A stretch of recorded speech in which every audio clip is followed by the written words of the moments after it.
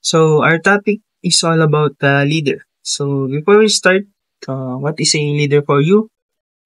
So for me, a leader is a person na motivate and inspire other people towards their goal. That's a leader for me. And our topic is there are more aspects of leadership for leaders. So we start now. So first is transformational versus transactional leadership. So first is transformational leadership. It focuses on inspiring other follows and it necessarily involves a high level of coordination, communication, and cooperation, as well as a understanding of how to motivate people to act.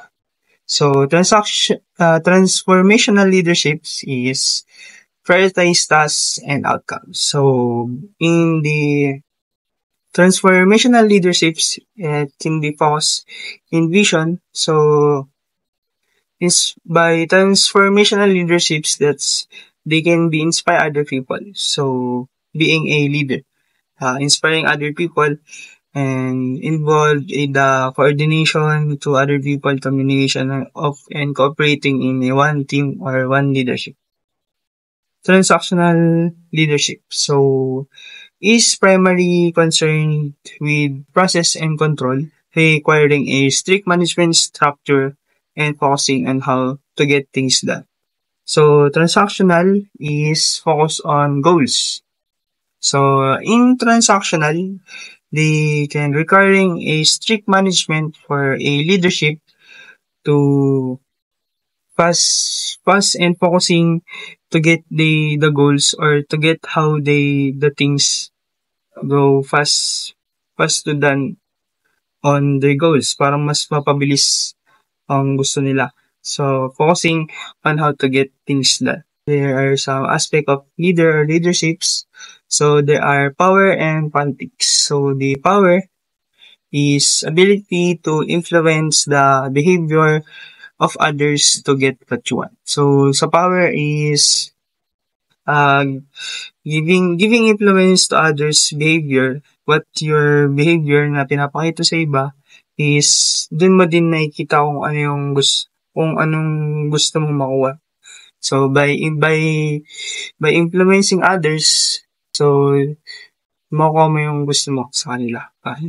So power relationship is defined in social science and politics as an individual's ability to influence the actions, beliefs, or conduct behaviors of others. So, to the power relation is, so sinasakop na nito ng politics as an individual of ability to influence. O yun, dun na rin nagiging power niya. Then, through actions, then beliefs, through conduct a leadership in power relations. 5 bases of power. Number 1. Legitimate power. It is also known as positional power. It's the power that an individual possesses as a result of the relative position and duties of the position holder within an organization. Example scenario. We have a group project named Flood Early Warning using SMS. Legitimate power. Natalie as a leader. She assigns tasks to her team member and expects to follow her instruction because she holds the legitimate position of authority. Number 2. Referent power. Individuals with referent power have the ability to attract others and build loyalty. It is based on the power holders' charisma and interpersonal skills. Natalie has the ability to influence and attract others. Her colleagues look up to her and follow her lead because they want to be associated with her. Number 3. Expert power. This is the power derived by an individual from his or her skills or expertise and the organization's need for those skills and expertise. In our project, we need an expert to identify how high the value of water to be considered as flood. Number 4. Reward power. The ability of the power wielder to confer valued material. Rewards determines reward power. It refers to the degree to which the individual can give others a reward of some kind, such as benefits, time off, desired gifts, promotions, or increases in pay or responsibility. My fellow member Allen said, if the task for a week immediately finish, Allen and I drink a bottle of alcohol, so that we are motivated to work and finish immediately. Number 5. Coercive power. The use of coercive power is the use of negative influences. It includes the ability to demote employees or withhold other benefits. Our instructor says we failed from the subject if we are not completed the project by the deadline. Principles in interpersonal relationship. Power as a perception. Power is a perception in the sense that some people can have objective power while still having difficulty influencing others. So, the saying goes, perception is reality. It holds true many aspects of life, including leadership. When we discuss perception, it is crucial to recognize two key elements. First, the perceiver, the person interpreting the world through their senses, and the perceived, the target individual or situation being observed, which in turn influence our thought patterns and decision making. So, power as a relational concept. Relationships contain power. The issue here is frequently one's relative power in comparison to one's partner. The relational theory, therefore, that it argues that as far as resources are concerned, relation is power. It refers to the power whose resources comes from relations and can be accessed through relations. So, sa madaling salita, no, na yung power, it differs from relationships. Gaya sa relationship nyo ng family nyo, sa partner nyo, sa boyfriend or girlfriend ninyo, meron din comparison yung power as a relational concept sa leadership. Sa pangatlo, power as a resource base. Power is typically associated with the struggle for resources. Power struggles become more intense and protracted as resources becomes scarce or invaluable. So, there are many resources in power in leadership, such as position, personal attributes, knowledge, and expertise, na madaming mga categories and types of power na it includes doon yung formal power, position power, legitimate power, reward power, coercive power, expert power, and personal power. So, makikita din natin dito, no, na yung power mo as a leader is meron din siyang mga resources dapat na kailangan natin maging yung mind natin is malawak siya para tayo ay mapagkatiwalaan ng mga tao and pwede tayong i-support ng mga tao sa future endeavors natin. And yung pang-apat is the principle of least interest and dependence power. So sa pang-apat naman is the person with the least to lose in the relationship wields more power in the relationship. And makikita din natin dito na the principle of least interest is the idea in sociology that the person or group that has the least amount of interest in counting a relationship has the most power over it. So, sa madaling salita, na itong pang-apat na sa under principles in interpersonal relationship is that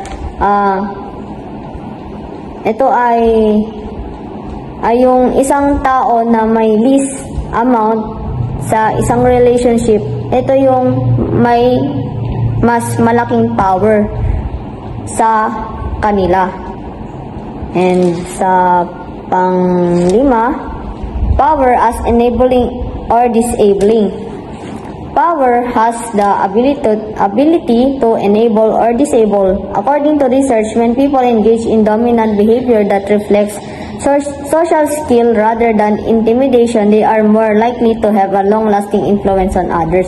So, makikita din natin dito na power can be enabling or disabling.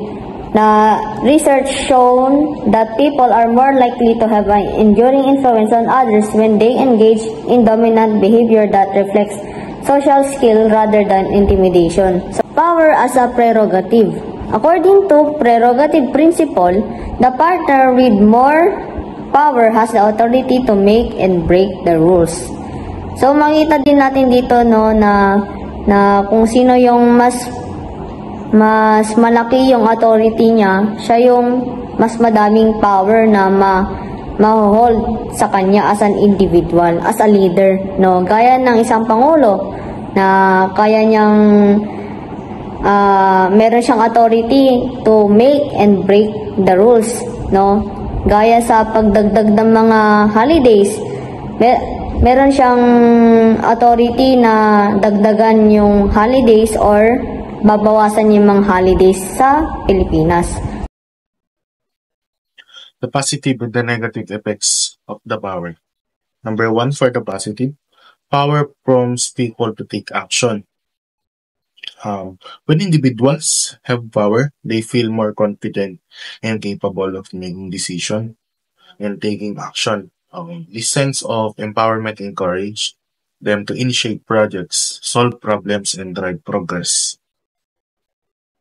And example, ang isang may-ari ng kumpanya ay gumagamit ng ganyang mga otoridad upang magtakda ng malinaw na mga layunin at mga deadline para sa kupunan. Ito ay nag-uudyok sa mga miyembro ng kupunan na magtrabaho ng masigasig at matunugan ang mga target. Number 2, make individuals more responsive to change within a group and its environment. Explanation of this is power involves individuals to be more aware and responsive to needs and dynamic of their group. They can quickly adapt to change, this address of issue, and implement new strategies to improve the group performance. Okay, example, a team leader noticed the current project management tool is not effective. They decide to switch and be more efficient tool by improving the team's productivity and communication. Number 3, powerful people are more proactive, more likely to speak up, make the first move, and lead. The explanation of this is individuals with power are more often more proactive and identify opportunities and challenges.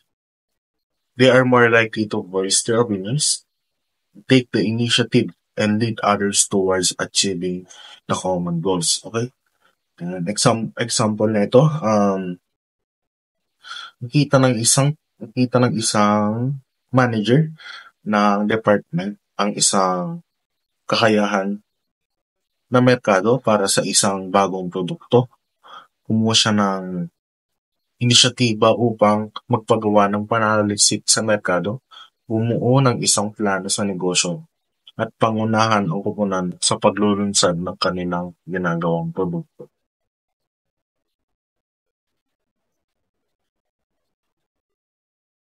And for the negative effects of the power, powerful people are prone to take risks. Negative effects of the power. Powerful people are prone to take risky, inappropriate, or unauthentical decisions and often overstep their boundaries. The explanation of this, with power, individuals may become overconfident and take the risk without fully considering the consequences of their action. They may have decisions that are inappropriate and unethical, believing they are also above the rules. This can lead to negative outcomes for themselves and to others. Okay? Sample, nagpasya ang isang CEO na magtipid sa mga regulasyon sa kaligtasan upang makatipid ng gastos na nagdulot ng aksidente sa lugar ng trabaho. Ang desisyong ito ay hindi lamang nakakasama sa empleyado, kundi pati na rin sa reputasyon ng kumpanya. For the last negative is when individuals gain power, their self-evaluation becomes a more positive, while evaluation of others become more negative. Okay, the explanation of this is power can distort an individual's self-perception, making them view themselves more favorably while becoming more critical to others. This can lead to arrogance and a lack and in appreciation of others' contribution.